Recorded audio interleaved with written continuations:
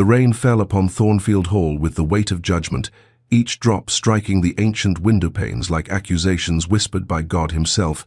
and within those cold marble corridors where autumn's chill had already settled into the very stones, Lady Isabel Hartley stood motionless in her nightgown, her bare feet growing numb against the floor as she faced the locked mahogany door of her husband's study. 6 hours. She had been a wife for merely 6 hours, the orange blossoms from her hair now wilting upon the dressing table in the bridal chamber she had been meant to share, their fragrance already turning to the sweet rot of decay, and here she remained in this shadowed hallway, illuminated only by the guttering candles in their silver sconces, watching as the wax pooled and dripped like her own dissolving hopes.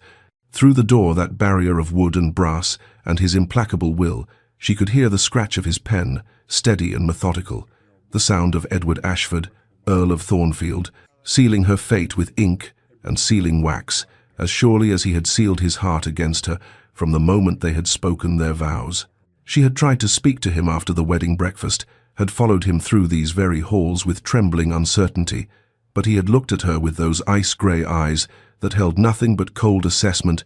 and he had said in that clipped, aristocratic tone devoid of all warmth, "Retire to your chamber, madam. There are matters requiring my immediate attention."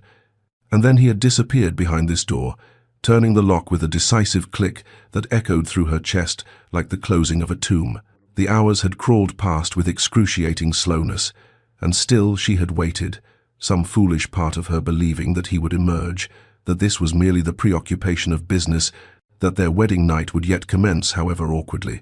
But as midnight gave way to the small hours and the candles burned lower, a maid had appeared with frightened eyes to whisper that solicitors had been summoned, that a carriage had arrived through the rain, and Isabel had known then, with the terrible clarity that accompanies irrevocable disaster, that she was not waiting for a husband, but for an executioner. Dawn broke grey and merciless over the estate, the rain continuing its relentless assault,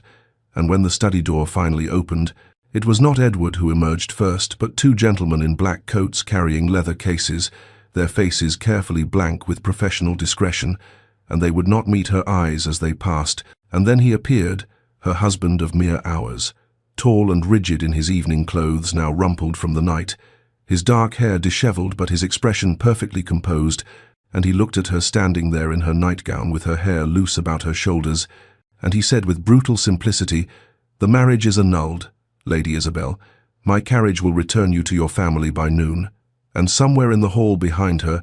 the last candle finally exhausted itself and died, trailing a thin ribbon of smoke toward the ceiling like a departing soul. The arrangement had been negotiated in her father's dusty study 3 months prior to that disastrous wedding night. The terms laid out with the delicacy of a business transaction concerning livestock or property, for indeed that was what Isabel had become in the desperate calculations of her family's survival, a commodity to be exchanged for the Earl of Thornfield's vast wealth against the security of the Hartley name, such as it remained after her father's unfortunate investments and her brother's gambling debts had reduced their once respectable estate to little more than a crumbling facade of genteel poverty. Edward Ashford had required a wife of unimpeachable breeding to silence the whispers that still clung to his family name, that scandal of his mother, the beautiful countess who had abandoned her husband and infant son to flee to the continent with her lover, dying in shameful exile in Venice when Edward was but 7 years old, and the Hartleys required salvation from complete financial ruin, and thus the match had been made with cold pragmatism on both sides, though Isabel herself had harbored some small, foolish ember of hope that duty might kindle into something warmer. The courtship, if such a word could be applied to those 3 stiff, formal encounters in her family's drawing room, had revealed nothing of promise. Edward had been punctiliously correct, his manners irreproachable, his conversation limited to the barest civilities, his grey eyes assessing her with the same detached interest one might show a painting being considered for purchase, and she had sensed in him a deep and abiding coldness, a fortress of pride and suspicion that permitted no entrance. The wedding itself had been a small affair, for neither family wished to draw excessive attention, the Hartleys from shame at their reduced circumstances, the Ashfords from Edward's evident distaste for ceremony and his well-known reputation as a proud, remote figure who had never shown interest in any woman and was rumoured to hold all of the fairer sex in contempt, believing them universally motivated by mercenary calculation and capable of the same abandonment his mother had demonstrated. Isabel had stood beside him at the altar in her mother's altered wedding gown, the lace yellowed with age and carefully mended, and she had spoken her vows in a voice barely above a whisper, and she had felt his hand cold and rigid as he placed the ring upon her finger, and she had dared to glance up at his face and seen there nothing but grim determination, as though he were performing an unpleasant but necessary duty. Still, she had hoped during the brief wedding breakfast, during the carriage ride to Thornfield Hall, during those awful hours of waiting in her bridal chamber, while her maid prepared her and whispered encouragement, she had hoped that perhaps in privacy, in the intimacy that marriage would bring, some softness might emerge, some possibility of companionship, if not affection. That hope had died with his cold dismissal in the corridor,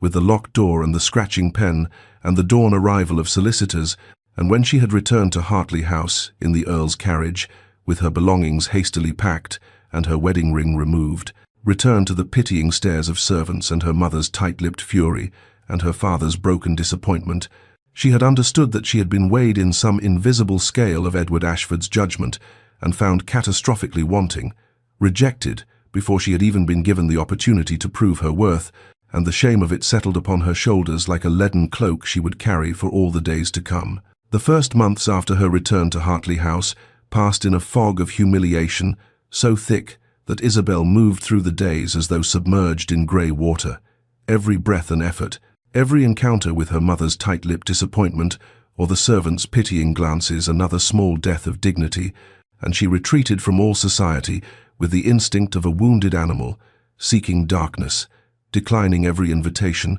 refusing every caller, until the invitations ceased entirely, and the world seemed content to forget that Lady Isabel Hartley had ever existed at all. The whispers reached her nonetheless, carried by her sister Eleanor, who heard them at the modiste's shop,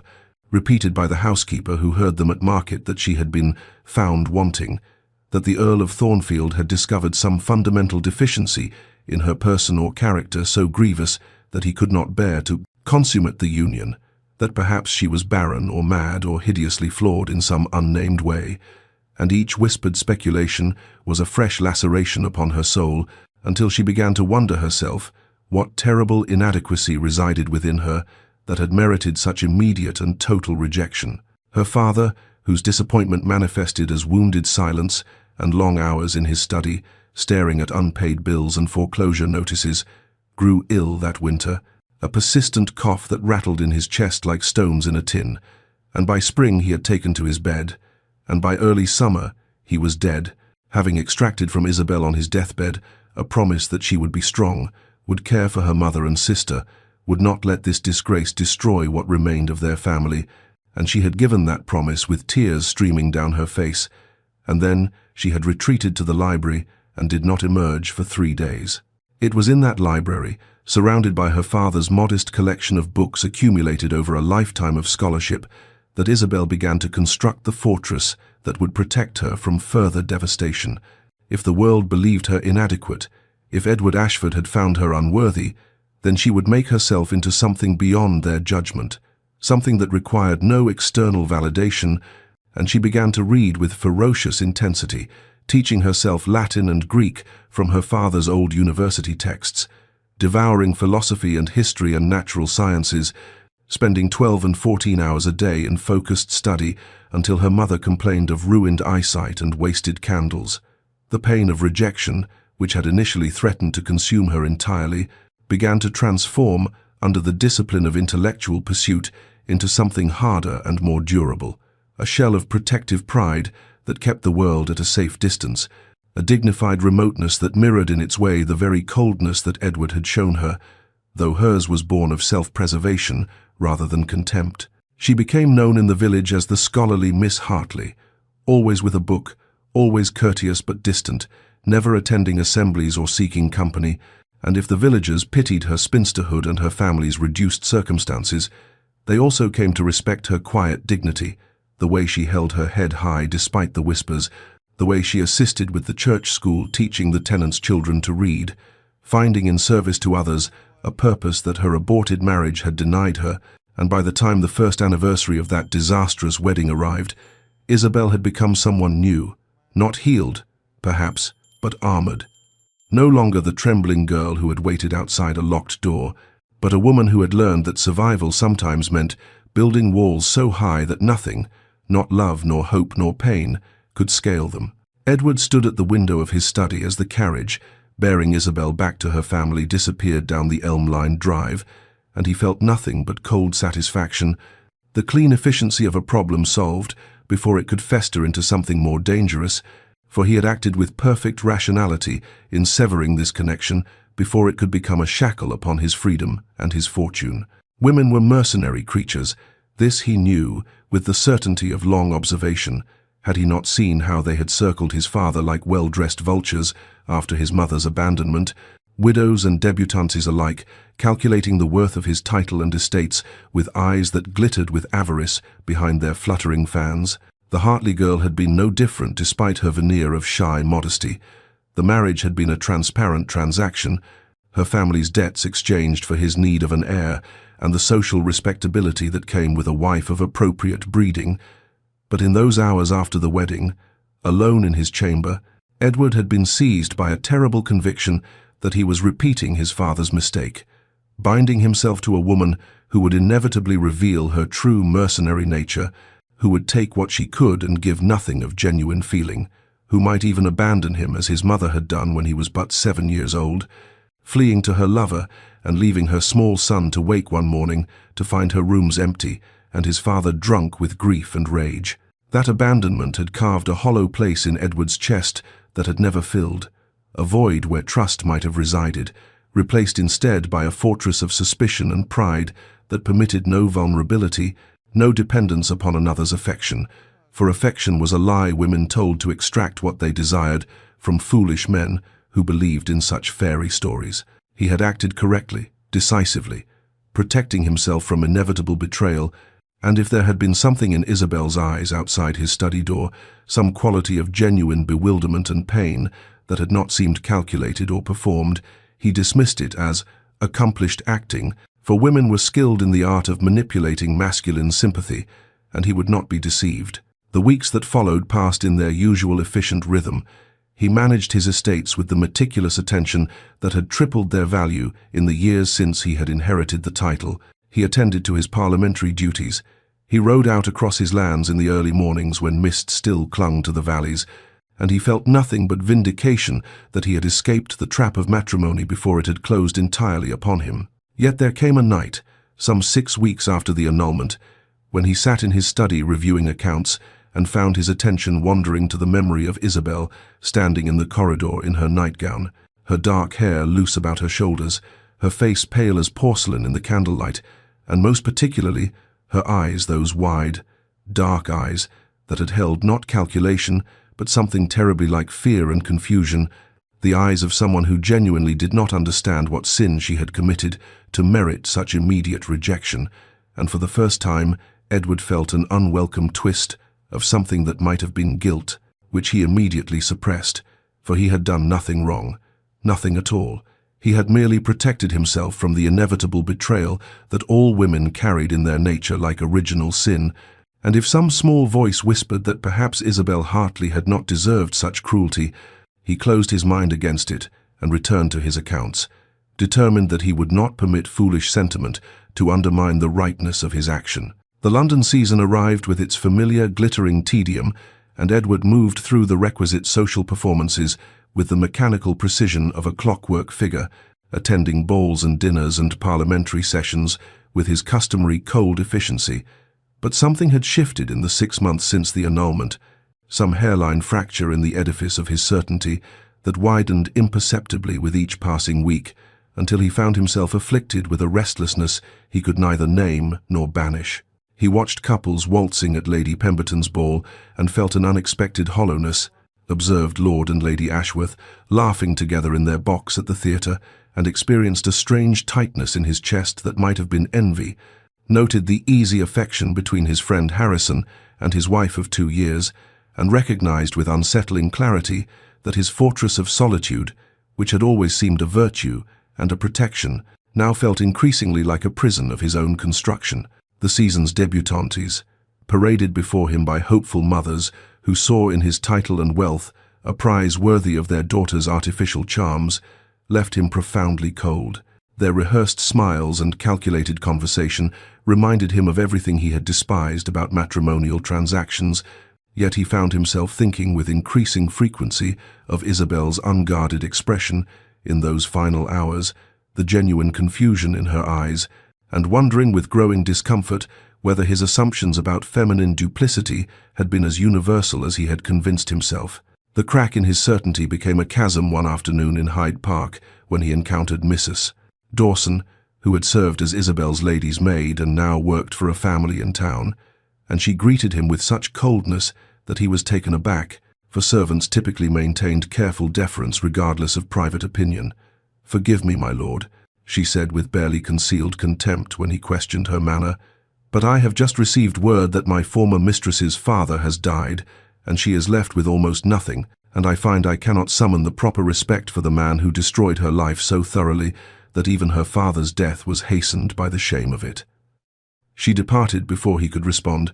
leaving him standing frozen beside the Serpentine as her words detonated in his mind like artillery fire. Isabel's father dead, Isabel alone and impoverished, Isabel suffering not the calculated distress of a thwarted fortune hunter, but the genuine devastation of an innocent woman whose life he had shattered without cause. That night he did not sleep at all, pacing his study as memory after memory rose to indict him. Isabel's trembling hands during their wedding vows, her tentative smile when she had bid him good night, her bewildered stillness outside his locked door, and most damning of all, the absolute absence in her demeanor of any hint of the mercenary calculation he had been so certain resided in all women's hearts. By dawn he sat at his desk with his head in his hands, confronting for the first time the monstrous possibility that he had committed a terrible injustice, that he had projected onto an innocent girl the sins of his mother and all the calculating women who had circled his father, and that his protection of himself had been nothing more than cruelty dressed in the clothes of rationality. His pride erected immediate defenses. Surely he could not have been so wrong. Surely there had been some justification, but these fortifications crumbled before the onslaught of remembered details. How perfectly he could still picture every feature of Isabel's face, though he had barely looked at her during their brief courtship.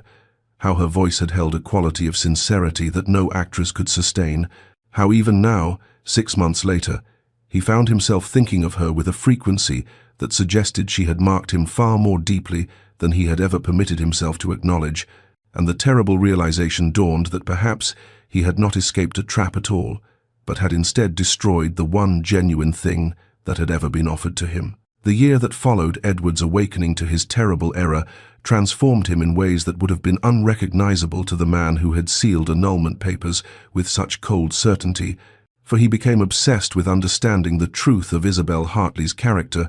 conducting discreet inquiries through servants and tenants and merchants in her village, until a portrait emerged that devastated him with its gentle clarity. She was, by every account, a woman of genuine kindness and remarkable intellect, who, despite her family's poverty and her own ruin, had taken to teaching the tenants' children their letters, who spent her days in scholarly pursuits that would have impressed any Oxford don, who never spoke ill of him despite having every reason to curse his name, and who bore her isolation and shame with a dignity that made her beloved by all who knew her and despised by none, save those society matrons who found virtue without fortune to be an affront to their world-view. The crushing weight of his mistake pressed upon Edward's chest until he could scarcely breathe, until sleep became impossible and food turned to ash in his mouth, until finally he sat at his desk one autumn evening, a year to the day since their disastrous wedding, and penned a letter of apology that took him 7 hours to compose, and which read, when he finally sealed it with trembling hands, as the most inadequate arrangement of words ever committed to paper, formal and stilted, and utterly insufficient to convey the magnitude of his remorse or the transformation of his understanding. He waited 3 weeks for a response that never came, and the silence was more damning than any accusation could have been, so he wrote again, and this time he abandoned formality and allowed his anguish to seep through every line,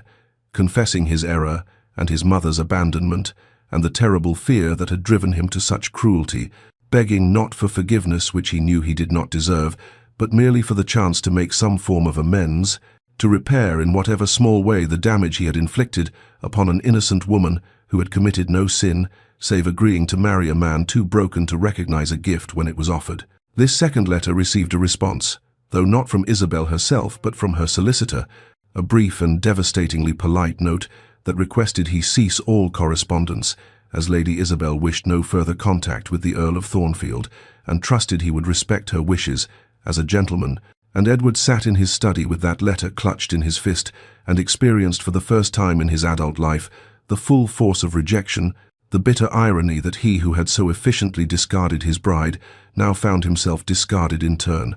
And the pain of it was so acute that he wondered if this was how Isabel had felt standing outside his locked door, this terrible combination of humiliation and confusion and grief that no pride could adequately armor against. Yet even as he recognized the justice of her refusal, even as he acknowledged her absolute right to deny him any access to her life or thoughts, Edward found that he could not simply accept this dismissal and return to his former existence, for something fundamental had shifted in the architecture of his soul, and he knew with certainty that transcended reason that he would spend whatever remained of his life seeking to earn what he had so carelessly destroyed. Not her forgiveness, perhaps, for that might be beyond his reach, but at least the knowledge that he had tried, that he had recognized his sin and spent himself completely in the effort to atone for it. And if that effort brought him nothing but further rejection and pain, then perhaps that was precisely the penance he deserved, and he would bear it as she had borne his cruelty, with whatever dignity he could manage to summon from the wreckage of his pride. Edward's quest for redemption took a form that would have mortified his former self, for he abandoned all pretense of dignity and began appearing in Isabel's village with a regularity that set tongues wagging from the vicarage to the posting inn, attending Sunday services at the small stone church where he knew she worshipped, and standing in the back pew with his hat clutched in his hands like a penitent, his presence causing her visible discomfort as she kept her eyes fixed rigidly forward and departed immediately after the final hymn, sweeping past him with her spine straight and her face carefully blank, in a manner that communicated her wishes more clearly than any words. He tried approaching her after services, his attempts at conversation painfully awkward, and met with responses so brief and cold that they could scarcely be called responses at all. "Good morning, my lord," delivered with perfect propriety and absolutely no warmth. "I trust you are well," spoken as one might address a stranger of slight acquaintance. "If you will excuse me," repeated whenever he attempted to prolong the interaction beyond the minimum courtesy demanded. The village watched this performance with speculation that evolved from scandalous interest to gradual sympathy, for it became apparent to even the most casual observer that the Earl of Thornfield was engaged in some form of sustained penance, and while the older residents who remembered Isabel's humiliation maintained their protective coldness toward him, others began to whisper that perhaps his persistence indicated genuine remorse, though Isabel herself showed no signs of softening, and indeed seemed to grow more resolute in her avoidance with each passing week. Edward's desperation manifested in grander gestures that revealed both the depth of his remorse and his fundamental misunderstanding of what might earn forgiveness, for he arranged through intermediaries for substantial donations to the village church and school, funded repairs to the aging bridge that connected Hartley lands to the main road, and most audaciously offered through his solicitor to finance complete restoration of Hartley House itself, all of which were refused with varying degrees of polite firmness by Isabel's man of business, her written responses making clear that she would accept nothing from the Earl of Thornfield, and that his attempts to purchase absolution through largesse were as insulting as they were unwelcome. Each refusal struck Edward like a physical blow, and he began to understand with humiliating clarity that the transactional thinking which had governed his entire life, the belief that all things, including human feeling, could be reduced to matters of finance and negotiation, was utterly inadequate to address the harm he had inflicted, for Isabel's dignity could not be restored through donations, and her pain could not be erased through repairs to masonry, and what she required from him was something he had never learned to offer: genuine transformation of character, rather than merely the appearance of contrition purchased through expensive gestures. His growing desperation showed in his deteriorating appearance, the careful grooming that had once been second nature, giving way to a certain haggardness, and he found himself standing outside the gates of Hartley House at odd hours, simply staring at the windows behind which she lived, her life entirely separate from him, knowing himself to be behaving like a madman but unable to stop, driven by a compulsion he could neither name nor resist to remain in proximity to the woman whose life he had destroyed and whose forgiveness had become more necessary to him than breath itself, though he was beginning to suspect that forgiveness might be forever beyond his reach, and that he would spend the remainder of his days in this peculiar purgatory of his own creation, neither fully damned nor remotely redeemed. 2 years after the annulment that had destroyed both their lives in different measures, Edward Ashford established a ritual that transformed him from earl to penitent,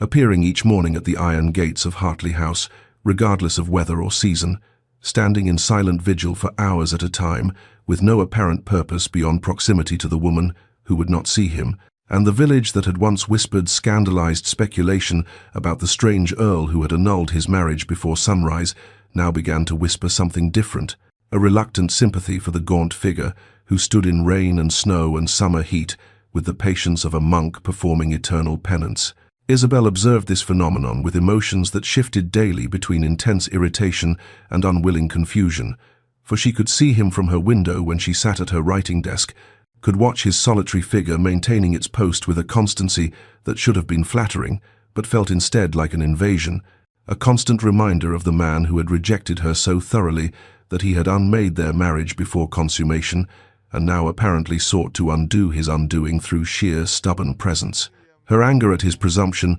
warred with a curiosity she despised in herself. What did he hope to accomplish through these silent vigils?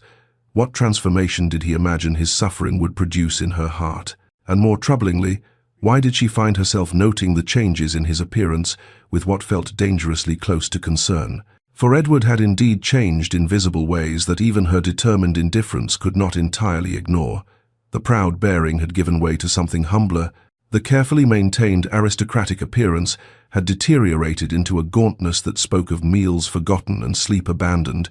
and there was a haunted quality to his eyes on those occasions when their gazes accidentally met that reminded her uncomfortably of her own reflection in the months after he had cast her aside. Her resolve to maintain her protective anger would strengthen each time she remembered standing outside his locked door in her wedding nightgown. The humiliation of returning home in disgrace, her father's disappointment and early death that she had never quite stopped blaming on the shame of her failed marriage,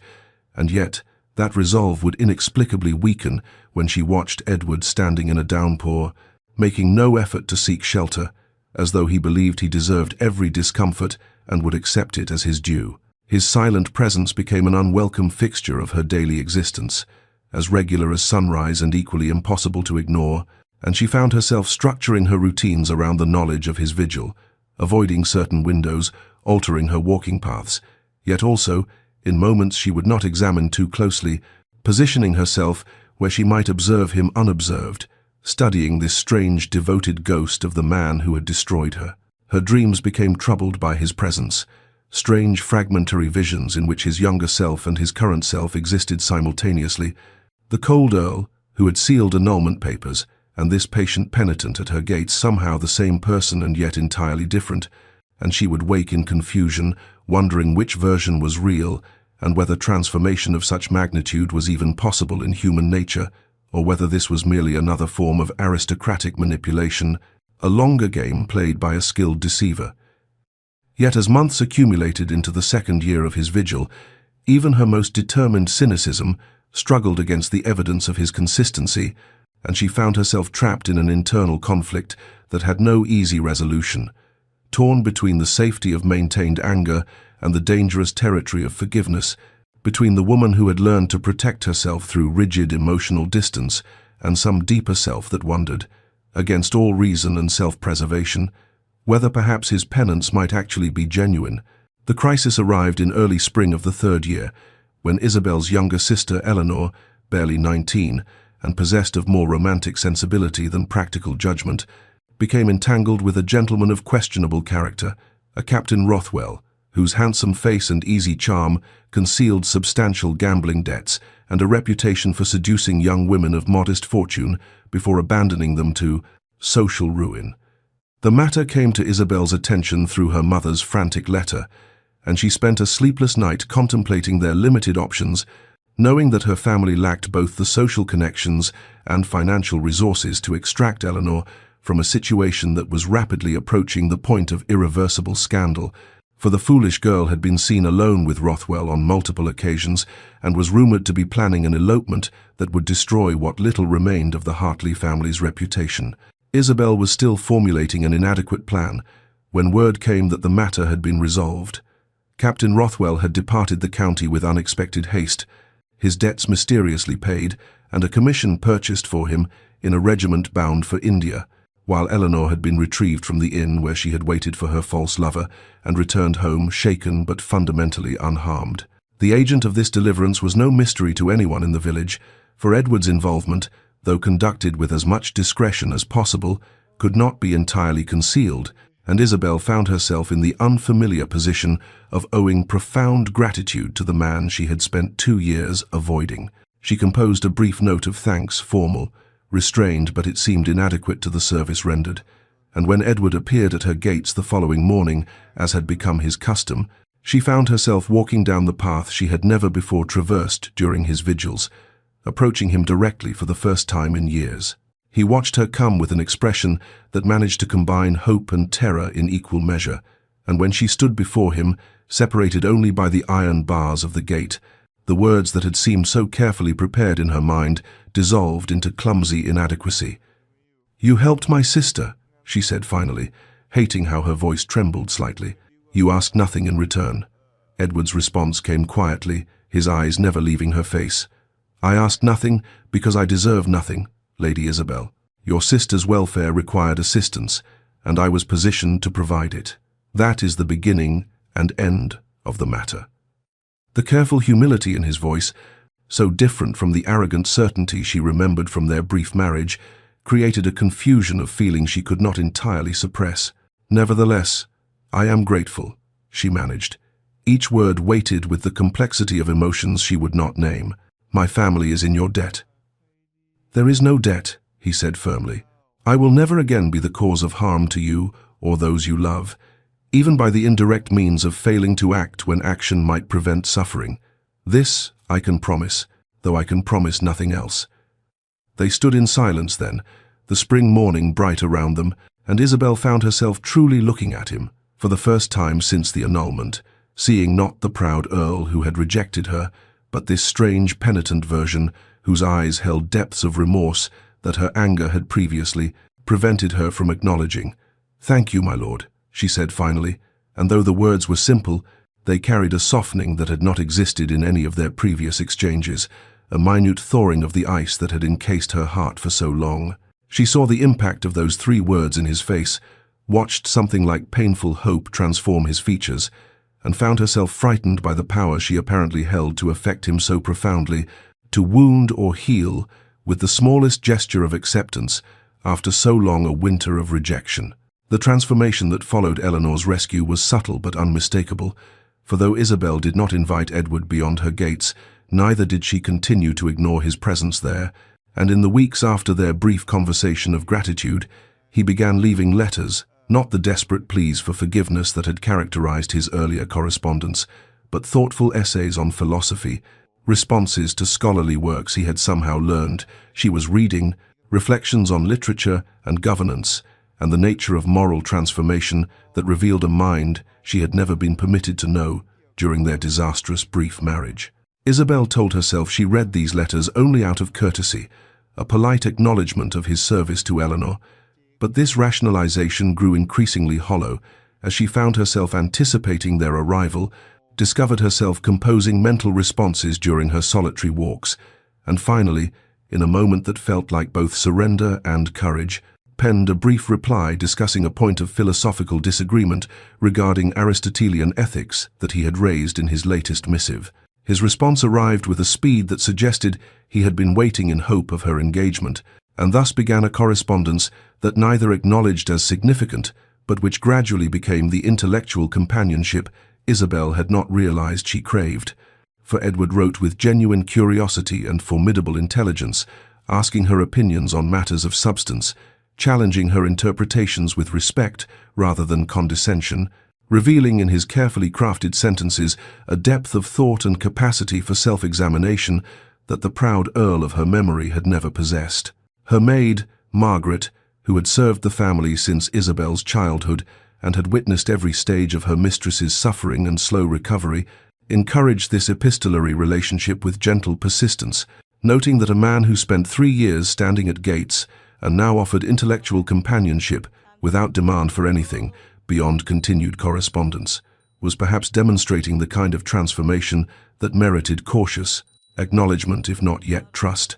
Isabel's internal debate raged between the part of herself that had learned self-protection through rigid emotional distance and the part that yearned for connection, for the engagement of minds that their letters now provided, for the dangerous possibility that perhaps Edward had genuinely changed in the years of his penance, and that her continued rejection might be less justice than unnecessary cruelty. Yet always beneath her tentative softening ran the deeper fear of repeated abandonment, the memory of standing outside his locked study door in her wedding nightgown while he sealed papers that unmade their marriage, and she would catch herself anticipating his letters with something disturbingly close to joy, and then grow angry at her own weakness, furious that he had somehow breached her defenses not through grand romantic gestures, but through patient intellectual respect, through demonstrating that he valued her mind and sought her thoughts not as prelude to seduction, but as genuine exchange between equals. The letters multiplied through the summer and into autumn, becoming more frequent and more personal, though Edward maintained scrupulous boundaries, never pressing for forgiveness or reconciliation, never making demands beyond her willingness to continue their correspondence, yet revealing through his reflections on literature and philosophy the deeper truths of his transformation, his excavation of his own capacity for cruelty, his ongoing effort to understand and rectify the brokenness that had led him to destroy their marriage before it could begin. And Isabel found herself reluctantly, furiously, inexorably drawn to this version of Edward Ashford, even as she despised her own inability to maintain the protective anger that had sustained her through the worst of her grief. The winter storm arrived in December with a violence that caught the county unprepared, transforming familiar landscapes into treacherous expanses of ice and driving snow. And it was Margaret who discovered Edward collapsed at the gates in the grey dawn, his body half buried in drifts, his lips blue with cold, his skin burning with fever that had clearly been building for days, though he had maintained his vigil, despite the gathering illness, with a stubbornness that now threatened his life. Isabel stood in her morning room staring at Margaret's frightened face as her maid explained the situation, and the moral crisis that descended upon her in that moment felt nearly physical in its weight, for every reasonable impulse demanded she send for the village doctor and have Edward transported to the inn where he might be cared for by those without personal history of devastation at his hands. Yet some deeper instinct, she could neither name nor fully understand, compelled her down the frozen path to where he lay, semi-conscious against the iron bars that had separated them for so long. The decision to bring him inside felt like a betrayal of her own hard-won defenses, yet she heard herself giving orders for his transport to the guest room, for hot water and blankets, for the doctor to be summoned despite the dangerous roads, and within the hour found herself in the unprecedented position of tending to the man who had destroyed her with such casual cruelty 3 years prior, sponging his fever-ravaged face, while he thrashed in delirium and spoke in fragments that gradually assembled into a portrait of suffering she had never imagined existed beneath his aristocratic composure. Through 3 days and nights of crisis, while the storm raged beyond the windows and the doctor made what visits he could between the worst of the squalls, Isabel witnessed Edward's defenses stripped away by fever, heard him cry out for a mother who had abandoned him when he was 7 years old, listened as he relived moments of childhood terror and adult regret, and most devastatingly, was present for his fevered confessions about their wedding night, his immediate paralyzing regret the moment he had sealed the annulment papers, his recognition even then that he had destroyed something precious out of blind fear, his terror of vulnerability so profound that he had chosen to wound first before he could be wounded, his conviction that he was fundamentally unlovable, and his determination to prove that conviction correct through self-sabotage of spectacular cruelty. She sat beside his bed in the small hours of the third night, exhausted and emotionally raw, from days of intimate caretaking and unwilling witness to his broken core, and felt her carefully maintained anger crumbling beneath the weight of unwelcome compassion, for the man revealed in delirium was not the proud Earl who had rejected her, but a damaged soul who had acted from such deep wounds that his cruelty, while inexcusable, became at least comprehensible in the context of this larger suffering. When the fever finally broke on the fourth morning, and Edward woke to clear consciousness, the shame that flooded his features as he recognized where he was and understood that she must have heard his delirious confessions was so profound that he could barely meet her eyes, and his hoarse apology for the imposition of his illness seemed to encompass not merely the present circumstance, but the entirety of their tragic history. Isabel, sitting in the chair she had barely left for days, said nothing, only studied his face with an expression he could not read, her silence more eloquent than any words could have been, her thoughtful gaze suggesting that something fundamental had shifted in her understanding, though what that shift might mean remained unclear even to herself. Edward's recovery was swift once the fever broke, though Isabel insisted he remain at Hartley House for a full week to regain his strength, and this enforced proximity created a subtle but unmistakable shift in the careful distance they had maintained through years of separation. For when he was well enough to leave his sick room, she found herself offering with stiff formality that barely concealed her own uncertainty, the possibility of occasional visits, brief and rigidly proper, should he wish to continue their correspondence in person rather than through letters alone. The first of these visits occurred on a cold February afternoon, Edward arriving at precisely the appointed hour, with the punctuality of a man who understood he was being granted a privilege that could be revoked at any moment, and they sat in her small parlour with Margaret stationed conspicuously in the corner as chaperone, drinking tea and discussing a recent translation of Plato with the careful politeness of diplomatic envoys negotiating a fragile peace. Their conversations during those early visits remained firmly anchored in the intellectual territory that had proven safe in their correspondence literature and philosophy. Estate management and agricultural innovation, the political debates occupying Parliament. Yet gradually, Isabel found herself asking more personal questions, cautious inquiries about his perspective on matters that edged closer to the heart of what had broken between them, and Edward responded with an unflinching honesty that never sought to excuse or minimize the magnitude of his cruelty, but rather examined it with the precision of a man who had spent years excavating the ruins of his own character. He spoke of his mother's abandonment when he was 7, her flight with a lover that had scandalized the county and left him with a father turned bitter and suspicious,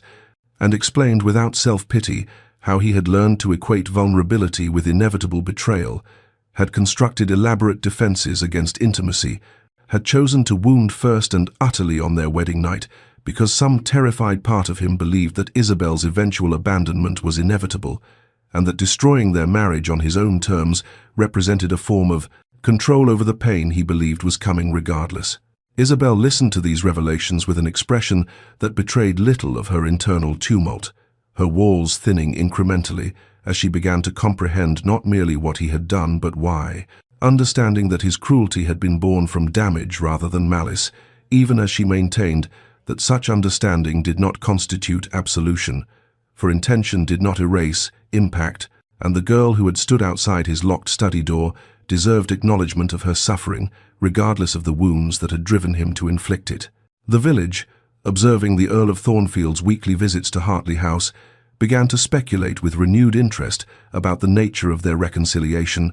and opinion divided between those who believed Isabel too forgiving and those who saw in Edward's patient courtship a rare and moving demonstration of genuine repentance, while within Hartley House itself, the household divided along different lines. Margaret encouraging her mistress toward cautious openness,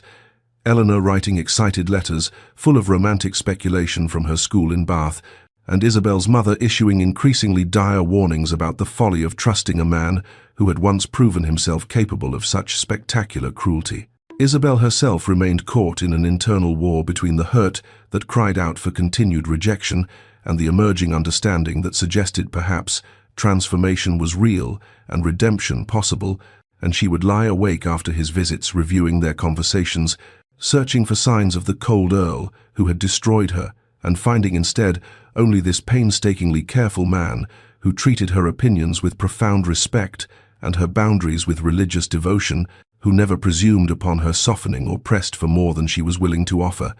and who somehow, inexplicably, had become a presence she anticipated rather than dreaded,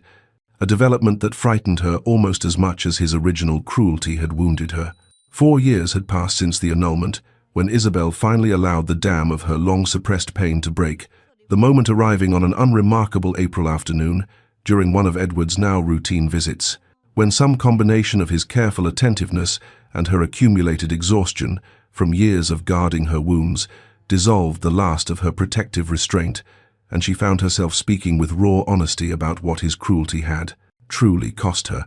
They had been discussing a recent article on agricultural reform, the conversation safely intellectual as always,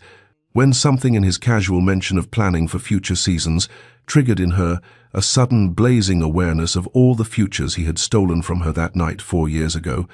and before she could censor herself, she was telling him in a voice that shook with suppressed emotion about standing outside his locked study door in her wedding nightgown, about the particular quality of humiliation that came from being rejected before the marriage had even truly begun, about returning to her family home to face her father's disappointment and her mother's cold recriminations, and the village's whispered speculations about what deficiency in her had caused an earl to annul their marriage before dawn. Edward's face drained of color as she spoke, but he made no move to interrupt or defend himself, and something in his absolute stillness gave her permission to continue, the words pouring out in an increasingly heated torrent as she described the death of every hope she had tentatively harbored for companionship and family, the way his rejection had poisoned her ability to trust her own judgment or worth, the years of isolation and shame that had followed, the fundamental cruelty of being discarded like a flawed purchase before she had even been given opportunity to prove herself as wife or partner or human being deserving of basic consideration. Her voice rose as she recounted watching other women her age marry and bear children and build lives while she remained frozen in the amber of his casual destruction, and when she finally spoke of her father's death, 6 months after the annulment, and her terrible certainty that disappointment in her had hastened his decline, the tears she had held back for years began to fall, unchecked down her face as she told Edward with devastating precision exactly how thoroughly he had broken her, and how long the breaking had lasted, and how unfair it was that he now appeared before her transformed and patient, when transformation and patience 4 years ago might have prevented all this accumulated suffering. Through the entirety of her outpouring, Edward remained utterly motionless except for the tears that tracked silently down his own face, and when she finally exhausted herself into silence, he did not offer excuses or explanations, but only said in a voice rough, with emotion, that everything she described was true and worse than true, that no justification existed for what he had done, that his own wounds did not excuse the wounds he had inflicted, and that he would carry the knowledge of her suffering for the remainder of his life as the just consequence of his cruelty, and if she wished him never to return, he would honor that wish, though it would devastate him, because the last thing he wanted was to cause her further pain by his presence. Isabel sat, trembling in her chair, emotionally wrung out and strangely lighter, and when Edward moved as though to leave, she found herself saying, "Stay," in a whisper, and they remained in the parlor as the afternoon light faded, not speaking, his restrained presence, somehow a comfort rather than an intrusion. And later, after he had quietly departed with a gentleness that seemed to honor the rawness of what had passed between them, Isabel realized with something like astonishment that she had begun to forgive him, not because the harm was any less, but because she had finally released it from the locked chamber of her heart, where it had been poisoning her from within.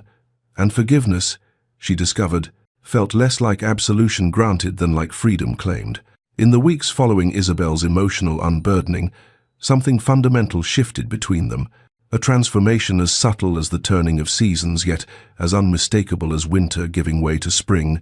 and their visits evolved from the careful formality of diplomatic negotiations into something that began to resemble actual friendship, though friendship threaded through with an undercurrent of awareness that neither acknowledged, but both felt in the charged air between them. Edward began arriving not merely for prescribed afternoon teas, but for rambles through Hartley House's modest gardens, where they would walk the gravel paths, discussing whatever book had most recently captured Isabel's attention. And she found herself surprised by the sound of her own laughter, a lightness she had not experienced in years, emerging in response to his wry observations about the absurdities of parliamentary debates, or his self-deprecating accounts of his steward's exasperation with his newfound interest in experimental crop rotation. He seemed to treasure each smile she granted him as though it were a precious gift rather than a simple human expression, his face transforming with a joy so transparent it sometimes made her breath catch, and Isabel discovered within herself a capacity for happiness she had believed permanently extinguished, moments of genuine pleasure that felt like betrayals of her younger self, even as they felt like the first true exhales after years of holding her breath. They were both acutely aware of the deepening of their connection, the way their conversations had progressed from careful exchanges to genuine discourse, the manner in which they had begun to anticipate each other's thoughts and finish each other's sentences. And beneath this growing ease ran a current of something neither dared name, a tension that manifested in lingering glances and careful management of physical distance, in the way Edward's eyes would follow her movements with an intensity he could not quite conceal, and the way Isabel found herself unconsciously leaning toward him during their discussions, only to correct her posture with flustered awareness. Edward lived in constant fear of moving too quickly and shattering the fragile trust they had built, his every gesture calibrated to communicate respect for her boundaries, while Isabel wrestled with her own terror of vulnerability,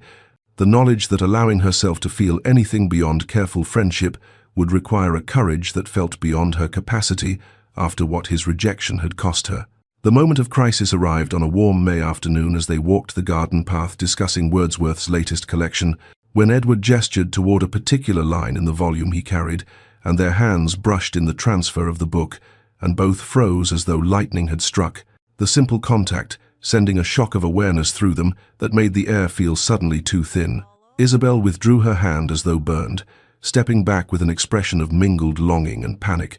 and Edward immediately murmured an apology, his own hand trembling as he lowered it to his side, and in the charged silence that followed she found herself whispering,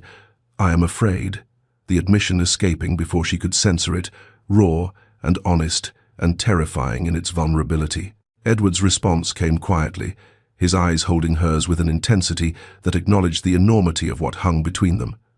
"As am I," he said, and in those 3 words she heard the echo of her own conflict, the recognition that whatever was growing between them carried the potential for either profound healing or devastating repetition of past wounds,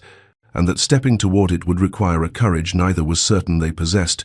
though both, perhaps, were beginning to wish they might find it. 4.5 years after the annulment, on a June morning when the roses had reached their fullest bloom and the air carried the mingled scent of honeysuckle and fresh-cut grass, Edward arrived at Hartley House with an expression of such determined vulnerability that Isabel knew before he spoke that something significant was about to shift between them, and when they had settled in the garden where they now routinely took their walks,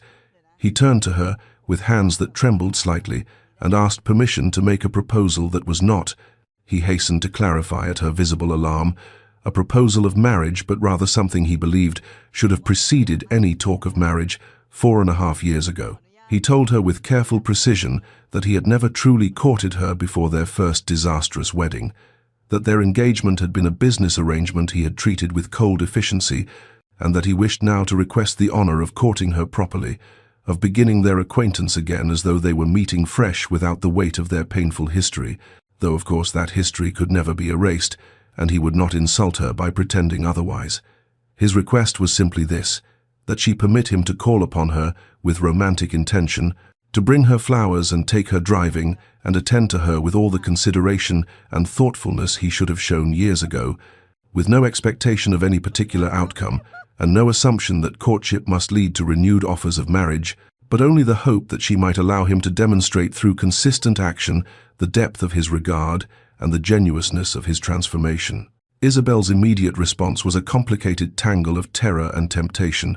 the idea of formally acknowledging romantic potential between them, feeling simultaneously like the most natural progression imaginable and like stepping toward the edge of a precipice from which she might fall into the same abyss of rejection that had nearly destroyed her before, and she found herself instinctively cataloguing all the ways this could end in renewed devastation, even as some part of her recognized that Edward had already been demonstrating his transformation through 4 years of patient presence and that perhaps a formal courtship was merely an honest naming of what had already been growing between them. She told him with careful deliberation that she would consider his request, but only under certain conditions, that he maintain complete transparency about his feelings and intentions, that he accept her right to end the courtship at any moment, for any reason without explanation or apology, that he understand her trust was fragile and had been hard-won, and could still be shattered by carelessness or cruelty, and that he make no assumptions about the pace at which she might be comfortable progressing toward greater intimacy of any kind. Edward agreed to her conditions without hesitation,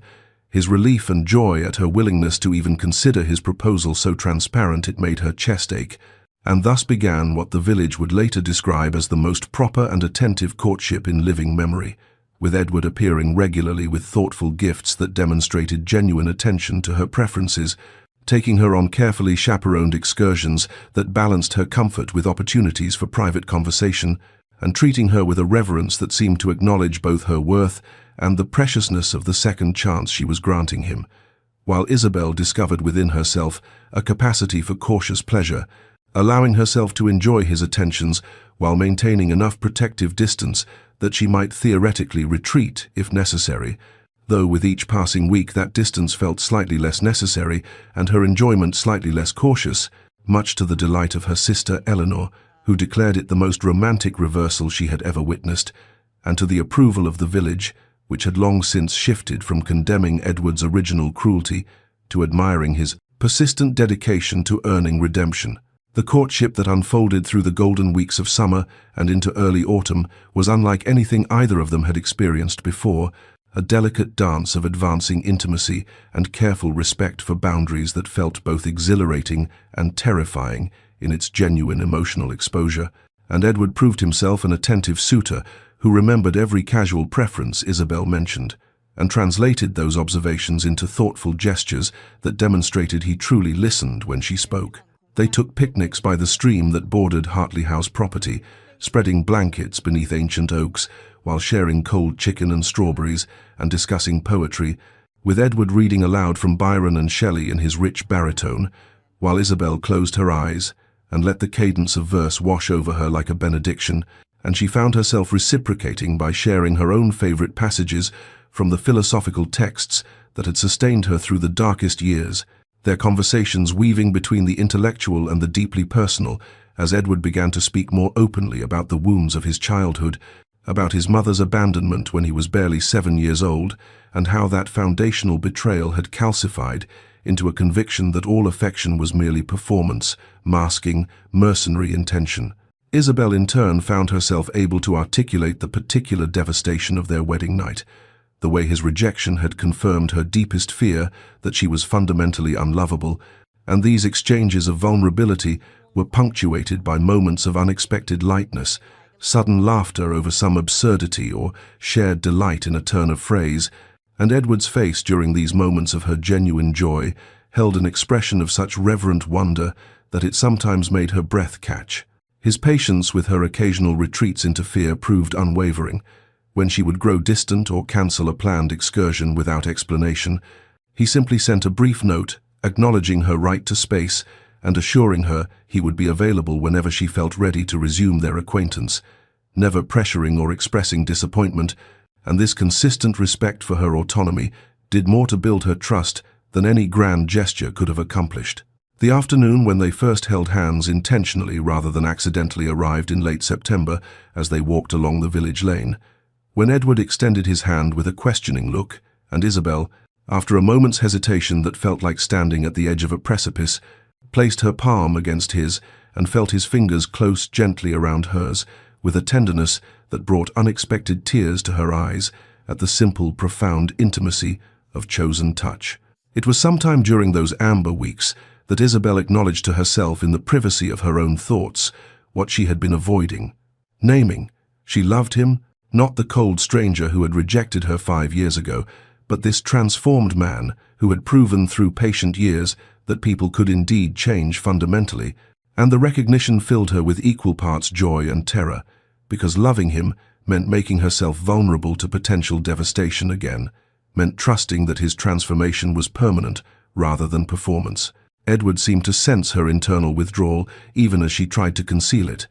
and rather than pressing closer, he gave her additional space, his letters growing briefer and his visits slightly less frequent, communicating through this restraint that he understood her fear and would not force intimacy she was not ready to embrace, and this perception and respect somehow made her love him more, even as it terrified her that she had allowed herself to reach this precipice where her heart's safety once again rested partially in his hands. The 5-year anniversary of the annulment arrived on an October morning when the light held that particular golden quality of autumn's peak, and the air carried the melancholy scent of falling leaves, and Isabel woke with a tightness in her chest that had been building through weeks of Edward's careful distance, a pressure of unspoken fear that finally demanded release, and she sent word asking him to meet her in the garden at Hartley House that afternoon with a matter of importance to discuss, her hands trembling slightly as she sealed the note because she knew the conversation she needed to have might end everything they had carefully built. When Edward arrived, his expression held wariness beneath the careful hope, as though he sensed the precipice they had reached, and Isabel did not waste time with pleasantries, but asked him directly with a voice that shook, despite her attempts at control, whether he could truly promise that he would never revert to the cold, cruel man who had annulled their marriage by sunrise, whether his transformation was permanent or merely an extended performance that might crumble once he had secured her trust and affection, because she had spent 5 years watching him prove himself, and yet some terrified part of her still could not entirely believe that people could change so fundamentally, or that she would not wake one morning to find herself once again abandoned and destroyed. Edward's face went very still as he absorbed her words, and rather than offering immediate reassurance or taking offense at her doubt, he was quiet for a long moment before responding with devastating honesty that he could not offer her absolute guarantees because he was human and flawed and capable of causing hurt even without intention, but what he could promise was that the man who had treated her with such cruelty 5 years ago had been operating from wounds and fears he had since confronted and worked to heal, and that every day he made a conscious choice to be different from that broken, frightened version of himself, and if she found after all these years that she could not trust his transformation, then he would accept her decision and walk away, because he would rather lose her than have her live in perpetual fear of his potential reversion to cruelty. His willingness to release her rather than pressure her trust somehow pierced through her defenses more effectively than any declaration of devotion could have done, and Isabel spent that night in sleepless contemplation, pacing her room while reviewing in her mind the accumulated evidence of 5 years, the patient presence at her gates in all weathers,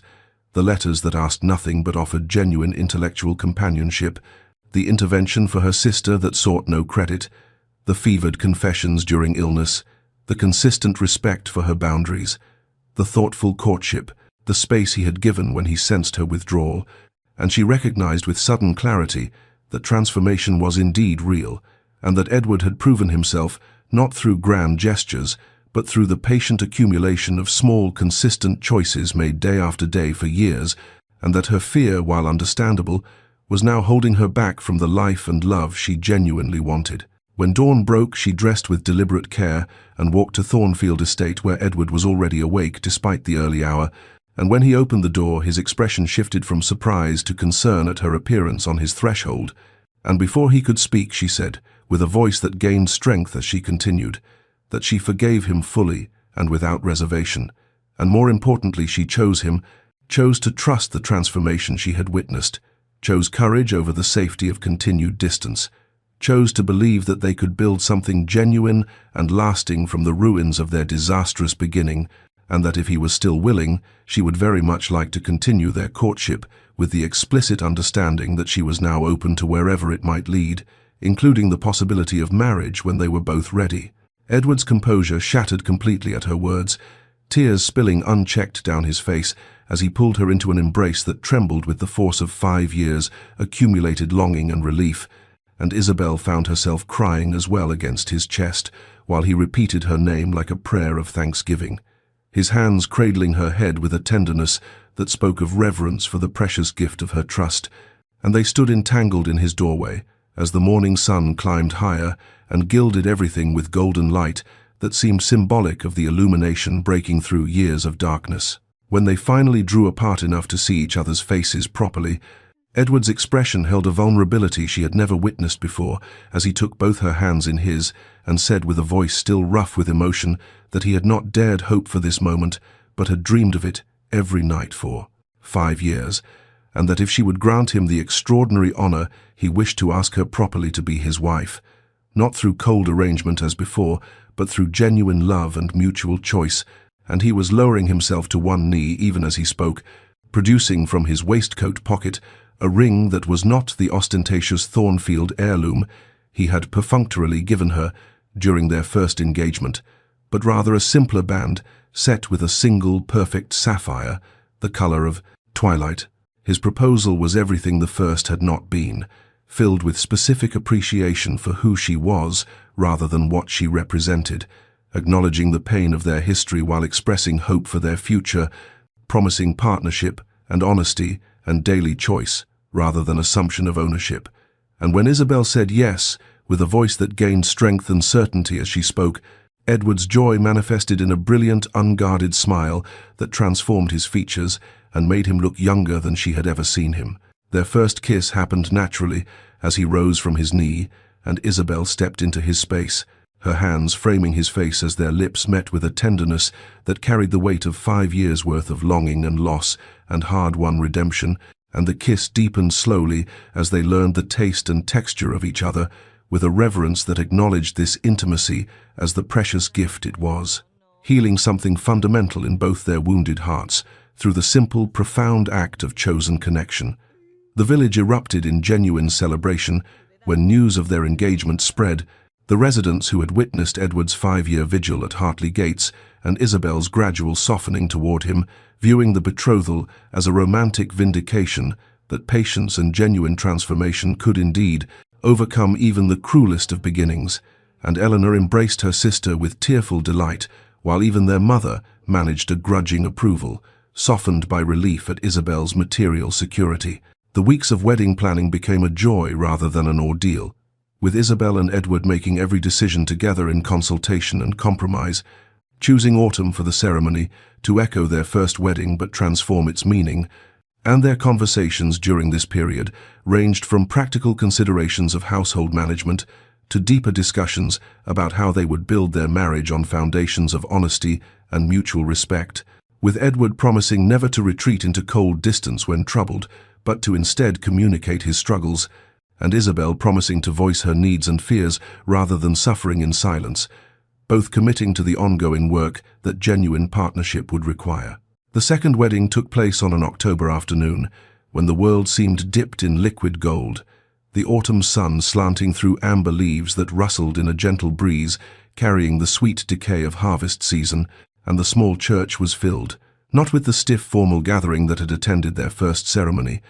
but with genuinely joyful faces of villagers and friends who had witnessed the extraordinary 5-year journey that had brought the couple back to this moment, and Isabel walked down the aisle in a gown of ivory silk, far simpler than the elaborate confection she had worn before, her face radiant with a happiness that transformed her features and made her luminously beautiful in a way that had nothing to do with ornament and everything to do with the authentic joy that shone from within. Edward stood at the altar watching her approach with an expression of such vulnerable wonder and gratitude that several witnesses found themselves blinking back tears, and when Isabel reached him and placed her hand in his, she felt the slight tremor in his fingers that betrayed the depth of his emotion beneath his carefully composed exterior, and the ceremony itself became a profound act of reclamation, as they spoke vows they had written themselves that acknowledged without flinching the pain of their history while committing to a future built on the hard-won foundations of trust and genuine love, with Edward promising before God and witnesses that he would honor and cherish her not as a possession but as a partner, that he would communicate rather than withdraw, that he would daily choose the transformation he had worked so hard to achieve, and Isabel promising to trust his transformation and meet him with honesty rather than protective distance, to build with him rather than merely endure, to believe in the possibility of joy after suffering. The reception held at Thornfield Estate had a warmth the first celebration had utterly lacked, with genuine laughter and dancing and toasts that referenced with gentle humor the unconventional path the couple had taken to reach this moment, and when Edward and Isabel took the floor for their first dance as husband and wife for the second time, they moved together with an ease and connection that spoke of hard-won intimacy, their eyes locked on each other as though no one else existed in the world. When at last they retired to the chamber that had once been the site of rejection and humiliation, everything was different. The room had been completely redecorated at Isabel's request, with soft colors and welcoming warmth, replacing the austere formality, and more importantly, they came together not as strangers fulfilling duty, but as two people who had chosen each other with full knowledge and intention, and their wedding night became an act of mutual healing, as Edward touched Isabel with a reverence that communicated without words how precious she was to him, and Isabel opened herself to him not with resignation but with trust, and their lovemaking was tender and occasionally awkward and profoundly meaningful, tears mixing with whispered endearments and soft laughter, and afterward they lay entangled, speaking of their hopes and dreams, and making promises about how they would navigate challenges together. And when Isabel finally fell asleep in Edward's arms, she felt a peace she had not known since before their first disastrous wedding, and Edward lay awake for a long while simply holding her and marveling at the extraordinary grace of second chances. And when morning came, they woke to find themselves still wrapped around each other, and the golden autumn light streaming through the windows illuminated their joined hands and matching rings. And they smiled at each other with the particular joy of those who have survived darkness and emerged into light, and they rose to begin their genuine life together, knowing that challenges would come, but confident that they now possessed the tools and commitment to face them as true partners. 10 years had passed since that terrible dawn, when Edward had sealed annulment papers in his study, 5 years since their second wedding, and the Thornfield estate in late spring had become something Edward's younger self would not have recognized a home rather than a monument, filled with the sounds of children's laughter and genuine warmth that permeated even the once austere marble halls. Isabel stood in the garden, watching their 3 children play among the rose bushes she had planted, her hand resting on the swell of her belly where a 4th child grew, and she felt Edward's presence before his arms encircled her from behind, his chin resting on her shoulder as they observed together the living proof of their hard-won happiness, and she leaned back into his embrace with the ease of long familiarity and deep trust, remarking that their eldest daughter, Charlotte, had inherited his stubborn determination, while their son, Thomas, had her love of books, and Edward laughed softly against her ear and said that young Edward named not for himself, but for the man he had become, rather than the man he had been, seemed to have inherited both their capacity for feeling and their tendency toward brooding, which would require careful guidance.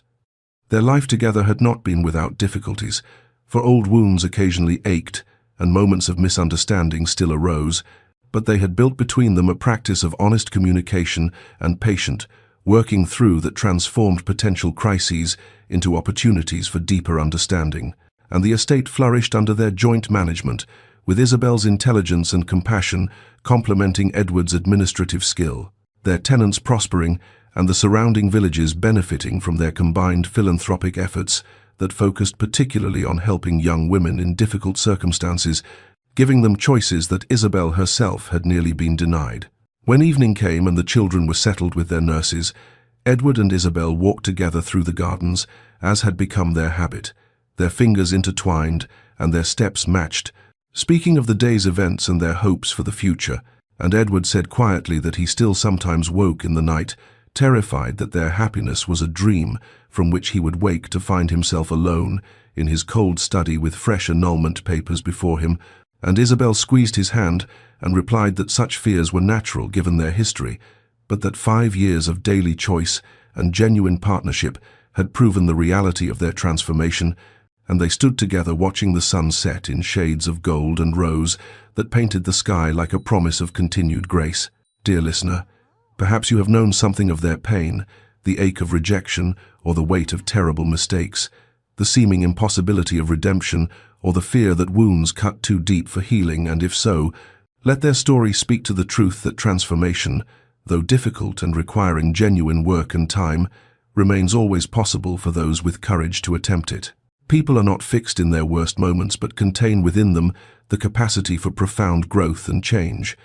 and while some harm cannot be fully undone, and some scars remain tender even after healing, the human heart possesses a remarkable resilience and capacity for forgiveness when met with authentic remorse and patient demonstration of genuine transformation. Second chances, when earned through years of consistent effort rather than demanded as entitlement, become not erasures of past pain, but testimonies to the possibility of growth beyond our failures, and the courage required both to seek forgiveness and to extend it represents perhaps the highest expression of human dignity and hope. May you find, in whatever darkness you navigate, the patience to allow transformation, its necessary time, the wisdom to recognize authentic change when it appears, the courage to remain open to redemption while protecting your wounded heart. And may you know that both the seeking and the granting of forgiveness are acts of profound bravery that honor the complexity of human nature and the precious possibility of becoming better than we have been. May your nights be peaceful and your days touched with the golden light of hope, and may you trust that even the coldest dawns can give way to warm and joy-filled afternoons if we possess the courage to remain open to grace and the patience to allow love its slow and healing work.